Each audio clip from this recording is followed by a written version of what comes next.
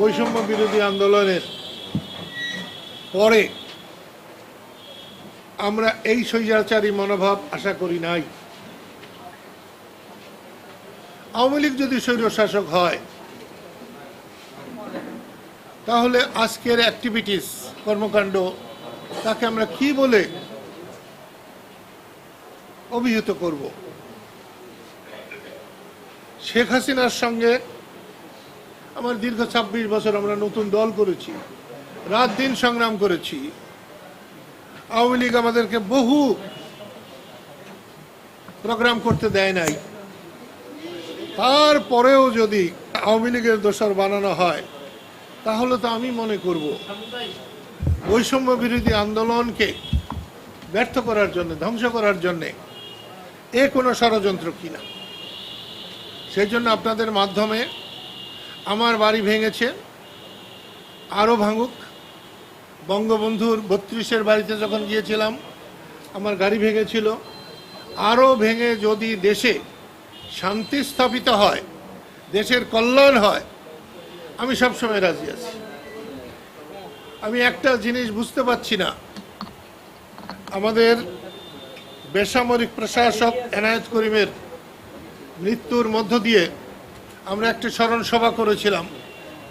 হাজার হাজার মুক্তিযোদ্ধা এসেছিল কাদেরিয়া বাহিনীর। তাদের সকলের পরামর্শে কাদেরিয়া বাহিনীকে আমরা সুসংগঠিত করার জন্য একটা প্রয়াস নিয়েছি। সেই প্রয়াসে ৩০শে আগস্ট ভুয়াপুর গিয়েছিলাম। সেখানে মুক্তিযোদ্ধাদের উপস্থিতি দেখে আমার হৃদয় ভরে গেছে। এখন আমার যাওয়ার পালা, সম্মানের সাথে যেতে চাই। সেই মিটিংয়ের পরে দেখলাম কেউ কেউ স্লোগান দিয়েছে, জয় বাংলা হবে না, জয় বাংলা থাকবে না, দালালরা হুঁশিয়ার। তো দালালদের হুঁশিয়ার বললে আমাদের কিছু যায় আসে না। আমরা জীবনে দালাল ছিলাম না, দালালি করিও নাই, দালালের হুঁশিয়ারিতে আমাদের কিছু যায় আসে না। কিন্তু জয় বাংলা চলবে না বা থাকবে না, তাহলে হোক। জয় বাংলা থাকে কি না থাকে, দেশের মানুষ সেটাকে বিচার করবেন। আমার কাছে মনে হয় দেশটাকে অস্থিতিশীল করার জন্যে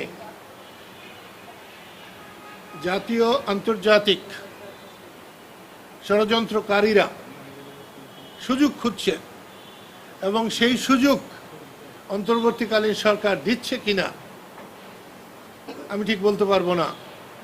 তবে এই সমস্ত আমার মতো মানুষের, যাকে রাষ্ট্র সর্বোচ্চ বীরত্বসূচক খেতাব দিয়েছে, একমাত্র বাঙালি, তার বাড়ি যদি নিরাপদ না থাকে, আমার সাধারণ গরিব দুঃখী মানুষের বাড়ি নিরাপদ কেমনে হবে? কিন্তু যারা মব সৃষ্টি করেছে, যারা ওখানে বাধা দিয়েছে, তাদেরকে কিচ্ছু বলা হয় নাই।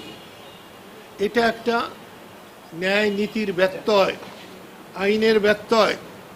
এখান থেকে আমি এই সরকারকে সরে আসতে বলবো, এবং আমার বাড়ির উপরে হামলার মধ্য দিয়েই এই হামলা, চোরা গুপ্তা হামলা, এটা বন্ধ করা হোক।